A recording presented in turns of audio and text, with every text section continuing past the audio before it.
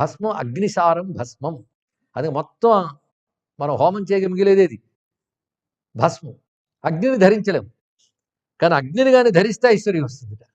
దానికి ఏం చేయాలి? అగ్నిసారం ధరించు అన్నాడు. అగ్నిసారమైన భస్మధారణ చేస్తే శరీరానికి వర్చస్సు వస్తుంది.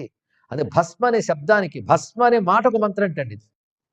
భస్మ అనే మాటకు అర్థం ఏంటంటే భాసనాత్ భసితం ప్రోక్తం భస్మ కిల్బిష భక్షణాత్ అని. భాస భస్మ అంటే వర్చస్సు అని అర్థం.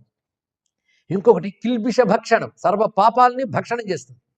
అందుకే స్నానం చేస్తే శుద్ధి సగమే, భస్మధారణ వల్ల పూర్ణ శుద్ధి ఏర్పడుతుంది అన్నాడు. అందుకే భస్మధారణ చేయాలి. భస్మధారణ చేసినప్పుడు అరచేతుల భస్మాన్ని తీసుకుని దానిపై కుడి చేతిని బోర్లించి శివమంత్రములతో దాన్ని అభిమంత్రణం చేసుకోవాలి. వేదమంత్రములు తెలిసిన వారు అగ్నిమితి భస్మ, జలమితి భస్మ, స్థలమితి భస్మ అంటూ ఇత్యాది మంత్రాలతో అభిమంత్రణం చేసుకుంటారు. మానస్తోకేతనయే అంటూ రుద్రమంత్రములతో. శివుని 5 ముఖాలను తలుచుకున్న గొప్ప విషయం.